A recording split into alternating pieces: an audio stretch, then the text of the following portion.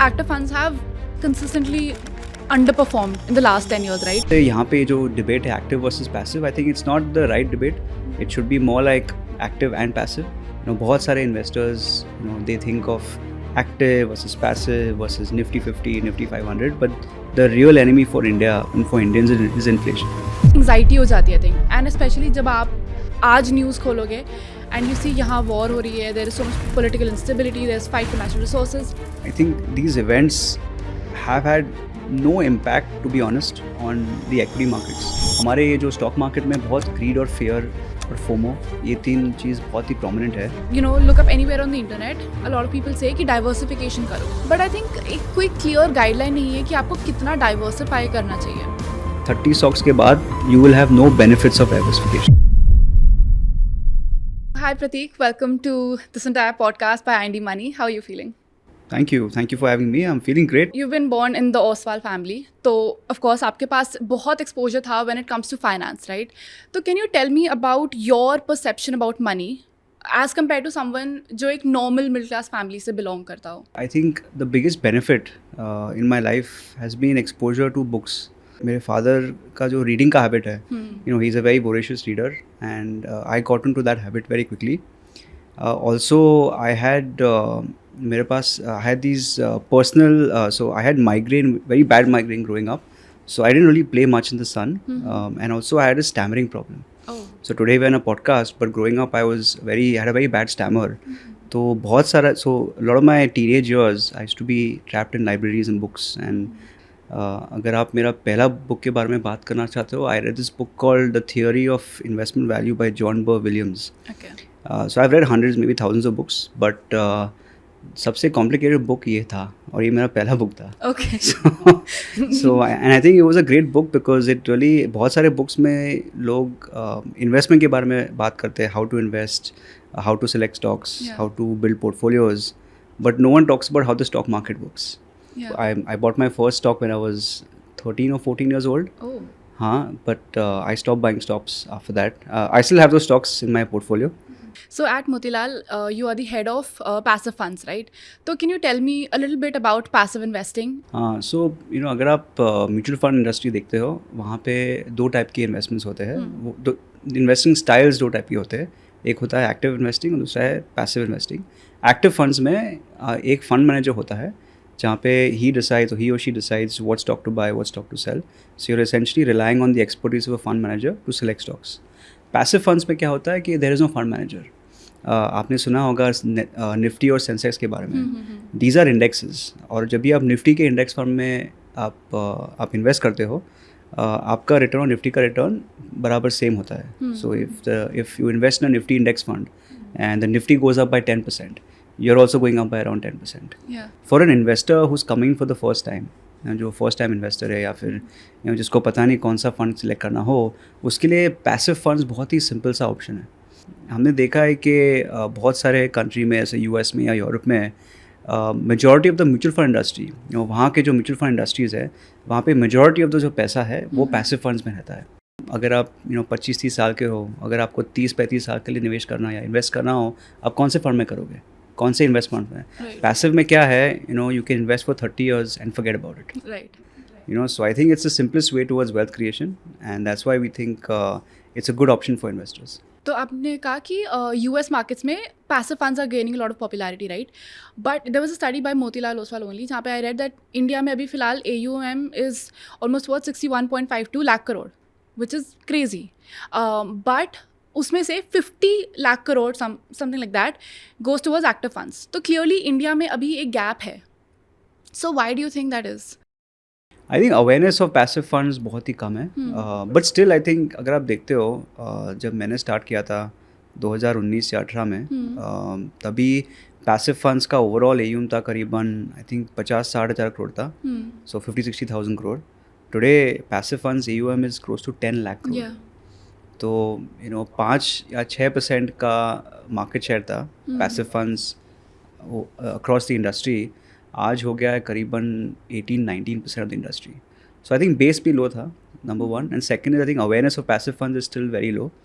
I think if you look at last 5 years, they've grown tremendously. Yeah, true. And I only feel it'll grow faster in the future. Right, but and you know people who invest mind में थोड़ा सा return oriented एक incentive रहता है, but specially when it comes to this active versus passive debate, active funds have consistently underperformed in the last 10 years, right?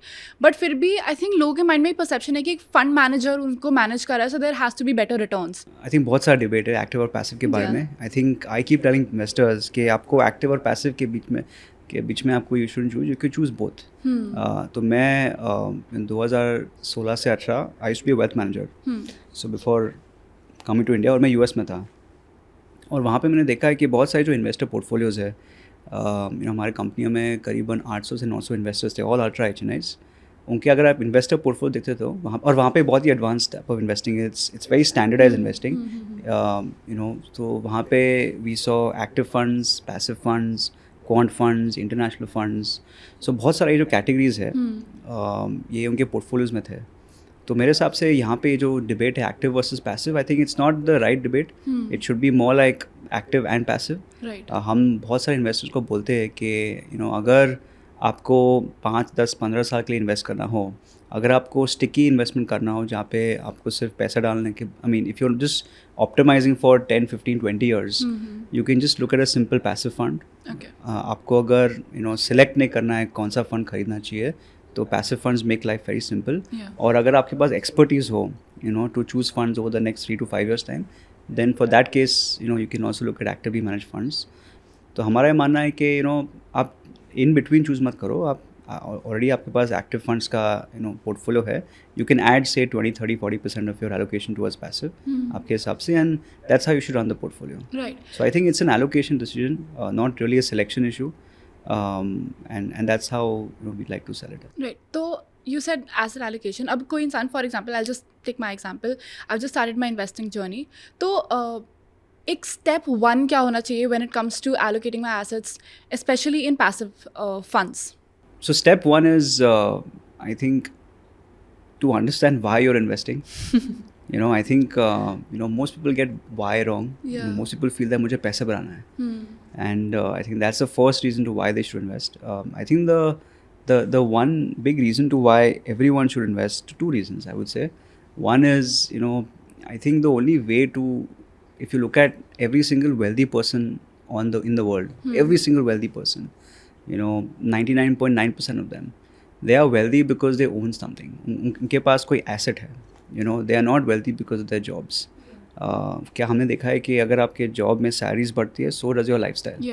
सो मेरे हिसाब से first thing is to really figure out why you should invest, which is to obviously becoming financially freedom. The second is inflation. बहुत सारे investors they think of active versus passive versus Nifty 50, Nifty 500, but the real enemy for India and for Indians is inflation. Right. And I think inflation in metros like Delhi and Bombay tends to be a lot higher, maybe 8-10% plus. So the only way you're able to keep your purchasing power, right over the years is through investing. So this is very important. So once you understand you want to invest, you want to create wealth. First thing you do is आपका ये जो risk profile, उसके मुताबिक आपको invest करना चाहिए. हमें देखा है कि बहुत सारे जो इन्वेस्टर्स हैं वो अपने रिस्क प्रोफाइल चेंज करते रहते हैं. अच्छे मार्केट में ज़्यादा रिस्की बनते हैं, बुरे मार्केट्स में they become very conservative.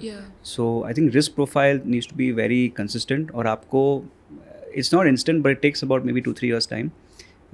So very important to stick to your risk profile, और उसके मुताबिक आपका होना चाहिए asset allocation. And asset allocation can be a simple equity debt portfolio या फिर equity debt gold, international equities. So you can divide it across. But अगर आप अग्रेसिव हो तो you can allocate 60-80% of your money in equities.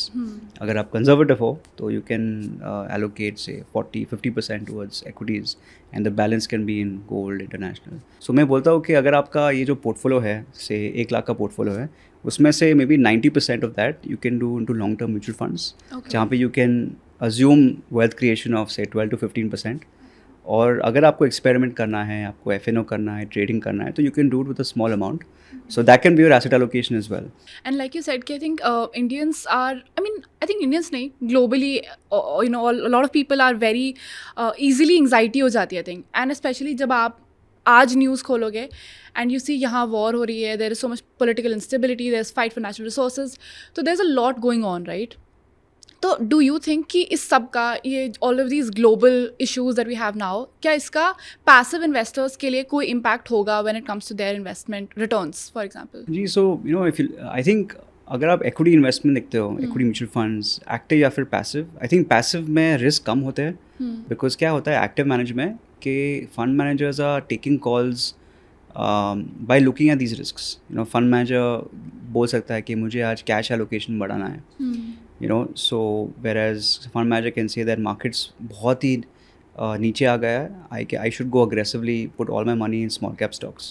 So I think the risk factor of active funds tend to be higher because of ये जो war and all है. So active managers can either take advantage or make mistakes, you know, which you see over the long term honestly it doesn't make much impact, but short term ये सब impact है. Index में क्या है, index में आपको you know ये सब mistakes के बारे में आपको सोचना नहीं पड़ता है.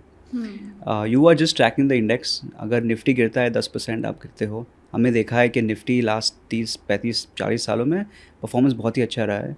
You know and we've had wars, crisis, you know financial crisis, IT boom. So I think for long term point of view it really makes life easy for a lot of investors, because you're just tracking the index and the index is a 25, 30, 40 year track record. So that's important. Second is that ये जो events है, you know जो macro events है, बहुत सारे risk factors है, मेरे हिसाब से you know I think these events have had no impact to be honest on the equity markets. आपको अगर आप देखते हो यू नो बहुत सारे जो इवेंट्स हो रहे हैं all around the world, you know बहुत सारे इन्वेस्टर्स को पूछना चाहिए कि what impact does it have on the profitability of companies. You know अगर आप यू नो स्टॉक मार्केट के बारे में बात कर रहे हो, stock market is just a reflection of companies profits, nothing else. Short term में कुछ भी हो सकता है, बट लॉन्ग टर्म में जस्ट कंपनी के प्रॉफिट्स कितने हैं, अच्छा उसका प्रॉफिट अच्छे है, सो स्टॉक पर है. And the best investors are ones who just buy and forget, not buy and hold, buy and forget. हाँ, buy and forget. You know हमने एक स्टडी किया था internally where the best investors in terms of returns are ones where they're deceased, they're not no more, they have the highest returns. मैं बहुत सारे investors को बोलता हूँ कि you know expect 12 to 15% returns over the long term, 15% if you lucky, only if you lucky. और वो लोग बहुत नाराज़ हो जाते हैं, बोलते ये क्या है, मैं तो you know 20% is the minimum. हाँ, वो आई थिंक वही सबका एस्पिरेशन है ना, एस्पिरेशन इज 20. बट प्रॉब्लम क्या है, लास्ट 4 सालों में आप देखते हो the number of investors in India have quadrupled, 4 गुना बढ़ गए. और लास्ट 4 सालों में जो रिटर्न देखा है, I think Nifty has done about 35-40%. सो लोगों को लगता है कि ये कंटिन्यू होने वाला है, बट एक्चुअली यू नो मैंने आपको बोला था कि the companies performance should match the earnings. Earnings अगर 15% से ग्रो हो रहा है, how can you expect stock prices to grow by 40%? You can't. Short term में हो रहा है, लॉन्ग टर्म में इट वोंट हैपन. सो मेरे हिसाब से बहुत सारे इन्वेस्टर्स को you know they should understand that 12 to 15% is a very good number, and most investors are not even making this much. If you're doing FNO or stocks, most people are losing money. So minus, not even 5, it's minus something. And now that we're on the topic of, you know, things that scare investors and traders, I was just doing this research on this entire thing, and I saw somewhere this some person said कि हम लोग क्यों इतना डर रहे हैं correction से, because are we judging everything based on past performance? Are we saying कि करेक्शन आने वाला है because markets have been rallying? But if you look at it, the kind of market that we have today हमने इससे पहले कभी नहीं देखा. Then you know we have hit record number of inflows and SIPs, Demat account holders. So इतनी सारी positive चीज़ें हैं. So why are we, you know, making a judgment based on something that has never happened before? So what is your perspective on that?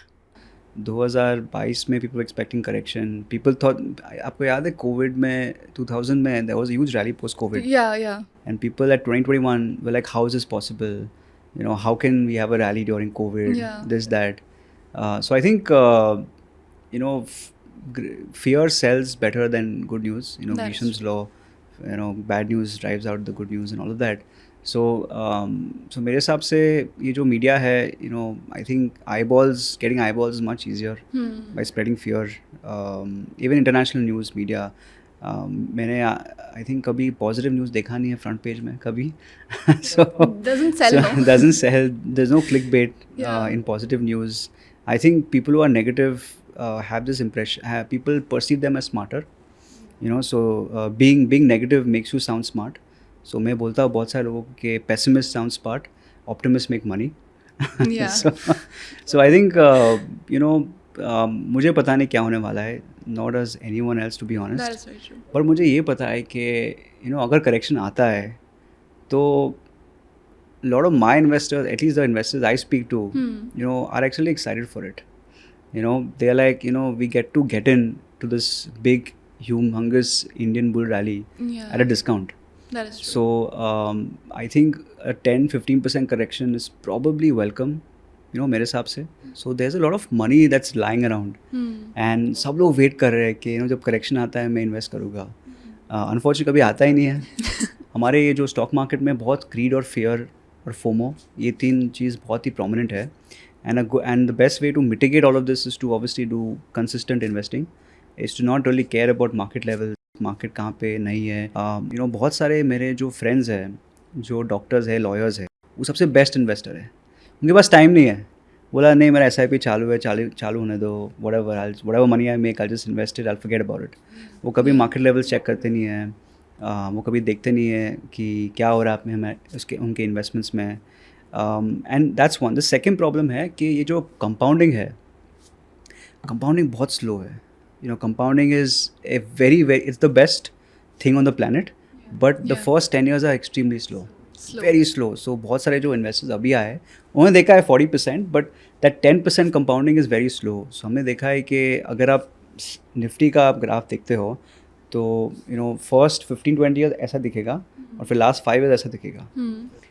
But the returns that you made in the first 20 years is higher than the last 5 years. So actually it seems flat, but actually it's not. The base is very different. When you get a first job, you have to not make a decision, but कहीं ना कहीं वो एक pressure होता है कि आप आज की फाइनेंशियल सिक्योरिटी देखो या आप कल के लिए इन्वेस्ट करो. ऑब्वियसली अगर आप इन्वेस्ट कर रहे हो, SIP कर लो, ग्रेट, बट कहीं ना कहीं देर आर टफ टाइम्स जहाँ पे you have to make that choice. So how do you think people should balance आज की financial security versus investing for tomorrow? नहीं, बहुत ही अच्छा क्वेश्चन है. सो मैं बहुत सारे लोगों को बोलता हूँ कि आपकी जब भी सैलरी आती है, बहुत सारे लोग पहले तो स्पेंड करते हैं और जो बचता है वो सेव करते हैं. सो मेरे हिसाब से आप उल्टा करो. So when your salary comes in, save first and spend the rest. So अगर आपका सैलरी करीबन 5 to 6 लाख रुपीज़ है, so you can look at saving about 20-25% of that. हम ये भी बोलते हो कि don't save too much also. मैं बहुत सारे friends, I know lot of friends, not now but 10 years back, जो they used to save 50-60% of the salary and they used to really not really spend और be very miserly और frugal. मेरे हिसाब से थोड़ा इन्जॉय करो life. I think it's very important to because when you are young, it's important to enjoy and it's important to travel, all of that. Do all of that, no doubt about it, but make sure you do it in a disciplined way. So don't and I think that's one. Second is आपके goals के मुताबिक आपको करना चाहिए. हमें देखा है कि बहुत सारे जो 25-30 year olds है, उनको घर खरीदना है 35-40 साल में. So for that you can't be aggressive investor, क्योंकि आपको 5 साल 10 साल में कुछ खरीदना है, तो you have to be slightly conservative. तो you can't put too much of your money in equities, which is very risky. लेकिन अगर आप 90 साल के हो और आप अपने ग्रैंड चिल्ड्रन के लिए आप सेव कर रहे हो, you can put 100% in equity, 80% in equities. So I think आपका ये जो रिस्क प्रोफाइल है, आपका ये जो गोल्स है, आपका ये जो उसके मुताबिक आपको इन्वेस्ट करना चाहिए. इसलिए एंड ये अच्छा ट्रेंड है इंडिया में. अगर आप देखते हो SIP डेट्स, ये जो हमारा जो SIP का बुक है, I think 60-70% get triggered in the first half of the month, which is a great statistic. That means people are prioritizing SIPs over everything else. 10th बहुत ही मशहूर डेट है for some reason, I don't know why. मैंने सुना है कि आधे लोग कहते हैं कि जिस डेट पे आपकी SIP जाती है वो मैटर करती है, कुछ लोग कहते हैं नहीं करती है. अब आप बता दो, does it matter the date? Do it in the first half. Second half में होने वाला है नहीं. You'll most probably spend it out. So do it in the first half of the month. But कोई इम्पैक्ट नहीं है, right? क्या impact हो सकता है? पता नहीं, मतलब मैंने तो यूट्यूब पे ही देखा था, कोई कहता है कि आपको यूनिट्स कम मिलेगी, ज़्यादा मिलेगी, प्राइस हाई है, प्राइस लो है, इतना कुछ। There's no impact. Zero There's no impact. impact, Zero right? impact. There's absolutely no impact. आपके कन्वीनियंस के मुताबिक आपको SIP डेट चूज़ करना होगा. अब this question is interesting and यहाँ पे है ना, you are no longer Prateek Oswal now, so that is the assumption of this entire question. ठीक है, तो इमेजिन करो आप, यू आर अ राहुल, ठीक है, you belong from middle class family and आपकी अभी अभी जॉब लगी है in an IT company and you have got a very humble package of 5 LPA. अब आपके पास as Pratik all this information that you have about investing, how would you start fresh if you were this Rahul person? So if I was Rahul, अगर मैं राहुल हूँ और मेरे पास 5 लाख का salary है, उसमें से I'll be getting, so I'll say I'm investing 20% of that. Yeah. Or I'm investing say 2 lakh rupees, चलो, 5 lakhs में से I'm not 2 lakh rupees, say I'm investing 1 lakh rupees. Yeah. Post tax, 2 lakh would be हाँ, too 2 lakhs much. में 1 lakh rupees a year. और how do I split that 1 lakh into investments? तो मैं राहुल हूँ, तो मैं थोड़ा अग्रेसिव हूँ, मैं यंग हूँ, सो मैं थोड़ा रिस्क ले सकता हूँ. तो मेरा एक्विटी पोर्शन होगा करीबन 70-80%, 10% फिक्स्ड इनकम, कोई भी अच्छा सा GSEC वाला फंड, और 10% गोल्ड ETF या गोल्ड फंड में. और मैं ये एवरी ईयर मेरे सैलरी के इंक्रीमेंट्स के मुताबिक I will increase my SIPs. So if I expect my salary to increase by say 25% और 20%, then I'll increase my SIPs by 20%. That's how I'll invest. इसमें बहुत important चीज़ है कि you should not get swayed by short termism. Yeah. कोई crypto कर रहा है, या फिर कोई सेक्टर थीमेटिक फंड कर रहा है, या फिर कोई स्टॉक खरीद रहा है. सो बहुत इंपॉर्टेंट है, अगर मुझे करना ही है तो मैं बहुत ही स्मॉल अमाउंट से करूँगा.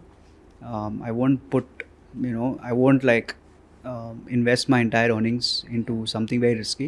So I think that's a great framework for a lot of routes, because I think that is the major chunk of people who actually invest in the market today, right? So I think that's a great framework for them. Now, if you look up anywhere on the internet, a lot of people say कि diversification करो, which is great, but I think एक कोई clear guideline नहीं है कि आपको कितना diversify करना चाहिए, right? So that is my question number 1, कि how much is too much diversification, and secondly let's just say कि मैंने बहुत diversification कर लिया, I like invested in multiple funds across different instruments and everything, तो वो अब मेरी खिचड़ी बन चुकी है, तो मैं उसको declutter कैसे करूँ? So diversification के बारे में ये बहुत ही important Nobel Prize research Harry Markowitz ने किया है. So Harry Markowitz was one of the father figures in finance theory. और उन्होंने एक मॉडर्न पोर्टफोलियो थ्योरी के बारे में उसके हिसाब से उनको नोबेल प्राइज़ मिला है. उन्होंने बोला है कि, और and this is all provable by math, कि 30 stock portfolio is the optimum diversification. 30 stocks के बाद you will have no benefits of diversification. 30 stocks. तो अगर आपके पास एक म्यूचुअल फंड है जिसमें 30 स्टॉक्स के ऊपर है पोर्टफोलियो है, दैट इज़ इनफ. तो लोगों के पास 10, 15, 20, 25 म्यूचुअल फंड है. I think that's really not a good strategy. there's a saying is minimalism, the more you have the more you have to worry about. So I think हमारे जो investor community है उनको मैं सलाह देता हूँ कि आपके पास 6 से 8 म्यूचुअल फंड नहीं होना चाहिए. नहीं होने चाहिए. नहीं होना चाहिए. Maximum 6 to 8 mutual funds. उसमें से अगर आपका एक्विटी एक्सपोजर सबसे ज़्यादा है, वहाँ पे मे बी 3 से 4 मैक्स म्यूचुअल फंड्स, और the balance can be in gold, international, fixed income जो भी है. तो ये अच्छा डाइवर्सिफिकेशन है. हमने देखा है कि बहुत सारे जो इन्वेस्टर्स है, they tend to also sell under performing portfolios and buy out performing portfolios. इसका मतलब क्या है? अगर इनका म्यूचुअल फंड का परफॉर्मेंस अच्छा नहीं है, या फिर उन्होंने दूसरा म्यूचुअल फंड देखा है जिसका परफॉर्मेंस अच्छा है, वो ओल्ड पोर्टफोलियो को चर्न करके न्यू पोर्टफोलियो में पैसा डालेगा. This actually is proven to be very bad for your returns, overall returns. हमने देखा है कि when you sell an under performing fund and buy an out performing fund, your returns go down by 1.5%. So actually you're doing the opposite of what you should be doing. But how do I identify for someone who's just so new, and मैं कैसे identify करूँ कि is it part of a cycle or is it just bad management? How do I decide कि मुझे किसी भी mutual fund को या किसी भी इंस्ट्रूमेंट को कब एग्जिट करना है? अगर आप लास्ट 10-15 साल का परफॉर्मेंस देखते हो of most mutual funds, diversified mutual fund जहाँ पे there is no sector, there is no thematic, बहुत very simple, flexi cap, multi cap, mid cap, large cap, अगर आप सबका परफॉर्मेंस देखते हो, most of them are doing very well. Most of them, I would say 70-80%. They have bad phases. बहुत सारे mutual funds हैं, उनके बैड फेजेस होते हैं, गुड फेजेस होते हैं, बट अक्रॉस साइकिल्स हमने देखा है कि most of them actually done very well. As I said, 12-14%, 10-12%. Yeah, they'll be underperforming index by 1%, 2% outperformance. So I think मेरे हिसाब से अगर आप एक म्यूचुअल फंड पोर्टफोलियो बनाते हो तो stick towards very simple diversified funds, जैसे फ्लेक्सी कैप, मल्टी कैप, और say an index fund way you don't have to worry about performance. एक तो वो चीज़ है. सेकंड इज़, अगर आपको ऐसा लग रहा है कि आपके पास एक म्यूचुअल फंड है which is consistently doing badly, so I think you should investigate. आपको इन्वेस्टिगेट करना चाहिए कि क्या फंड मैनेजर बहुत ज़्यादा चेंज हो रहा है, क्या इन्वेस्टमेंट स्टाइल चेंज हो रही है. जब मैं आया था फंड में तब ग्रोथ था, अभी वैल्यू हो गया है. सो और कल पता नहीं क्या होगा. So if there is a not very good response और confidence coming out of the AMC that's managing it, then I think it makes sense to sell. तीसरा है, you should look at long term performance. 1-2 साल का मत देखो, आप minimum 5 to 7 years तक देखो. आई थिंक वो हमने देखा है कि बहुत सारे इन्वेस्टर्स बैड साइकिल में आ जाते हैं and then they to leave in good cycles. So मेरे हिसाब से you should give it 5 to 7 years, you should give to all mutual funds अगर डाइवर्सिफाइड हो. एंड देन अगर मे बी वो 5 to 7 years performance is bad, then you can look at, you can do all this research. आप देख सकते हो कि if the AMC is serious और नॉट. और ये सब आप मतलब यूट्यूब पे या फिर वेबसाइट में देख सकते हो. बहुत सारे AMCs के कॉन कॉल्स भी होते हैं जहाँ पे fund managers come on con calls, they talk to investors. वहाँ पे भी आप पूछ सकते हो कि क्या हो रहा है ये फंड में.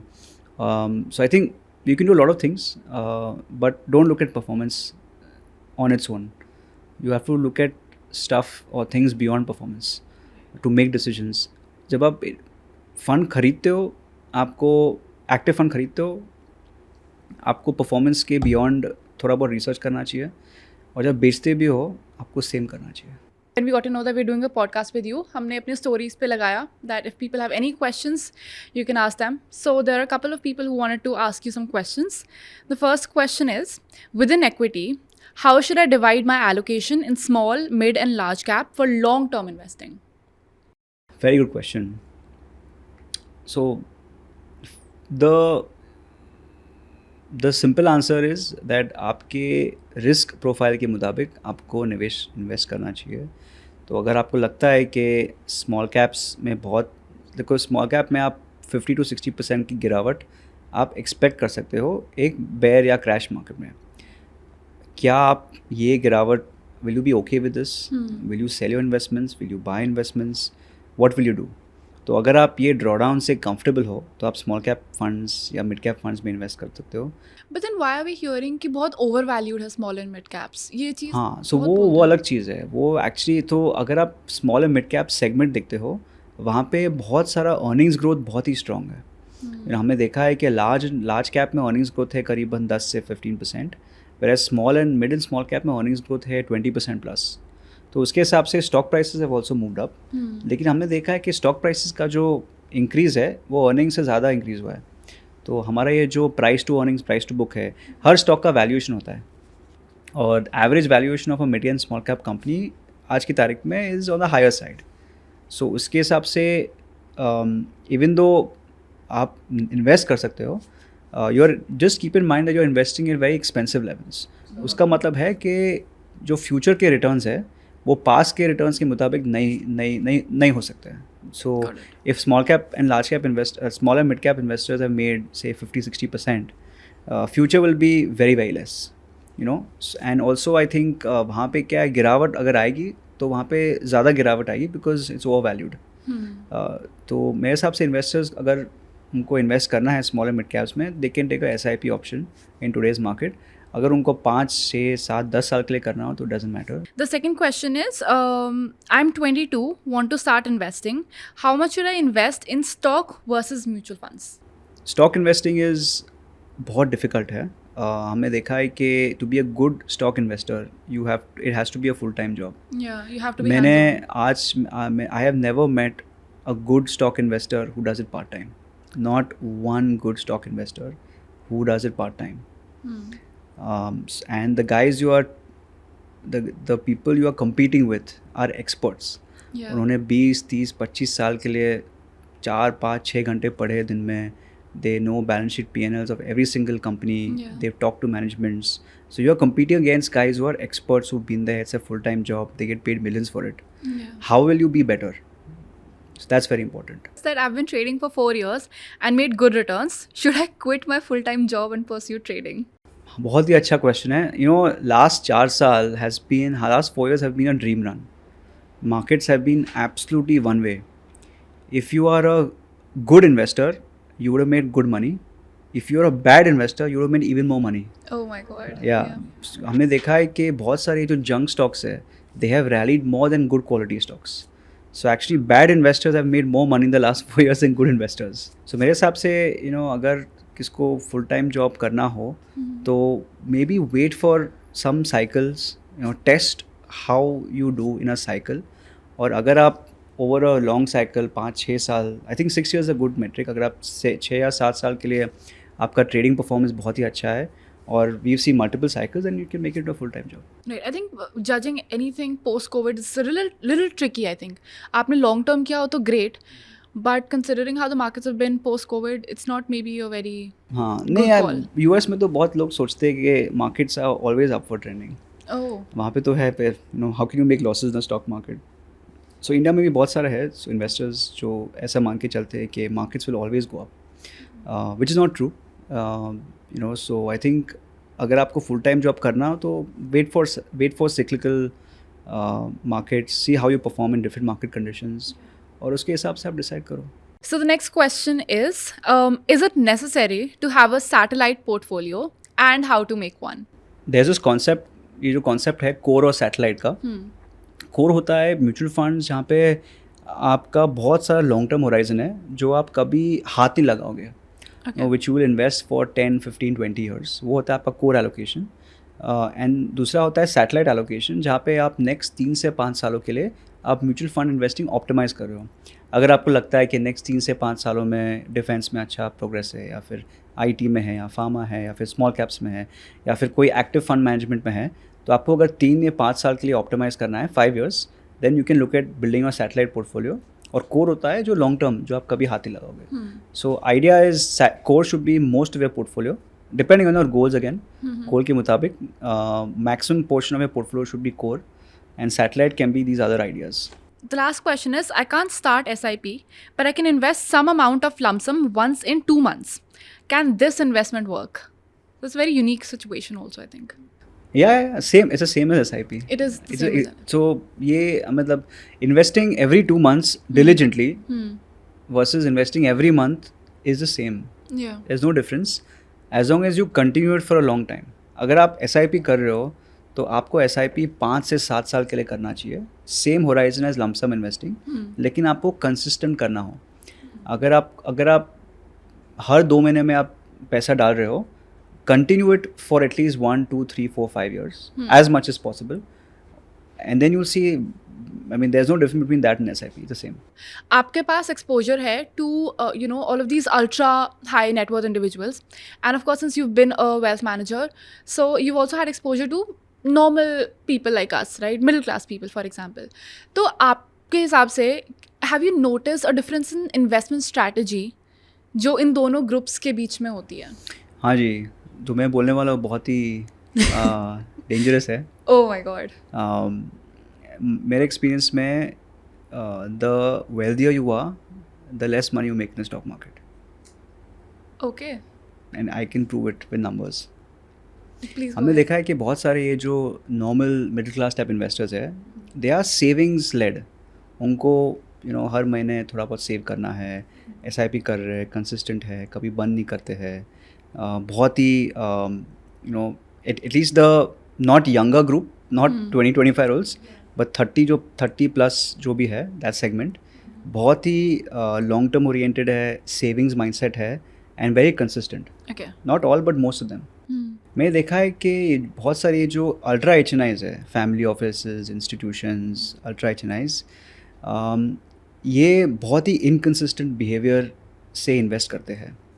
हमने देखा है कि बहुत सारी जो फैमिली ऑफिसेज है, फर्स्टली तो बहुत डाइवर्सिफाइड है, उनके पास 20, 25, 30 स्ट्रैटेजी है, AIF, PMS, mutual funds.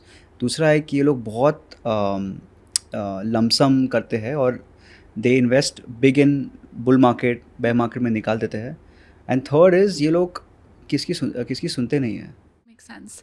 So now that we're talking about this, you said कि people have this inclination of just investing in every new fund that comes out. ठीक है, होता है, आपको लगता है कि वो इसमें अच्छा रिटर्न मिल जाएगा, इसमें से तो आप करते हो.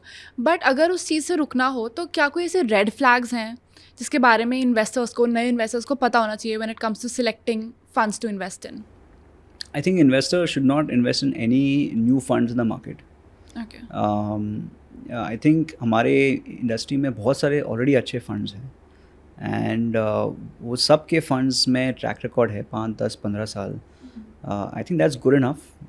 आई थिंक 90, अगर आपको एलोकेशन देना है नया फंड में तो start with a very small allocation, छोटा एलोकेशन, या फिर फंड बहुत ही डिफ्रेंशिएटेड हो, जहाँ पे ऐसा फंड मिलते ही नहीं. आजकल क्या देखते हो, जो भी नया फंड आ रहा है उसके ऑलरेडी 10 फंड्स है मार्केट में. वो जस्ट प्लस 11th और 12th और 13th फंड है. So those you can avoid. If you अगर आपके पास एक नया फंड आया है जिसमें नया आइडिया है, जहाँ पे ऐसा फंड कभी मार्केट में है नहीं, तब वो आप देख सकते हो, but you can allocate a small amount. But retail investors should not really invest in NFOs और इवन IPOs दैट मच.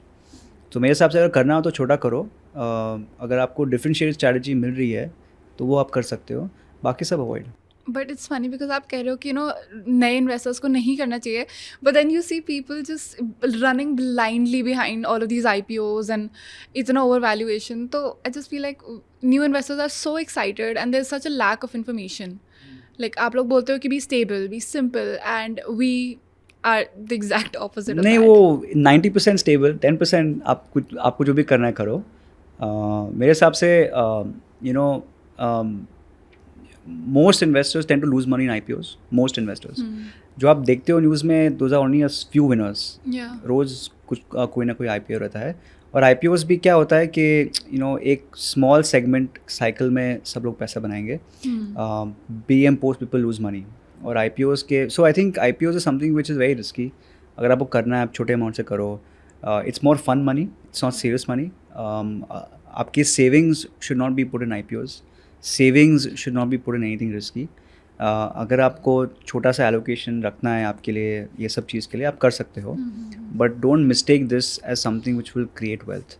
हमें देखा है, मैंने मेरे 15-20 सालों में कोई भी, not one investor made who's made money because of all this. Every single investor has created wealth because of compounding. I think that's a great lesson that even investing investing is very boring. If it's not boring, you will not make money. आपको पूछना चाहिए simple question. Can you please say that to the camera once, because I think this is something that people need to understand. Yeah. कि it's not complicated. Yeah, investing is very boring. If you're having fun, आपको पूछिए, am I having fun? Yeah. If you're having fun, you're not investing. Yeah, makes sense. You are having fun. Investing is very boring. It's very slow. It takes time. But when it happens, it will shock you. It's like for 30 years you're bored, and then 30 years later you look at your background and you're like, okay, now this is fun. It's like success, na. Everybody looks at overnight success, but 5-6 साल के लिए काम तो किया है ना. Like you look down and worked hard. Yeah. So same, I think investing requires patience and perseverance and not being distracted by many things. Keeping life simple. Asking yourself, am I being boring?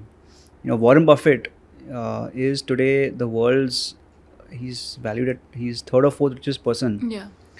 और पता है वो साल में सिर्फ 1 या 2 decision, he makes 2 or 3 decisions, 1 or 2 decisions a day, a year.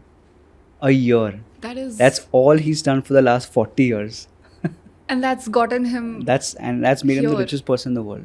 Investment in the securities market is subject to market risks. Read all the related documents carefully before investing.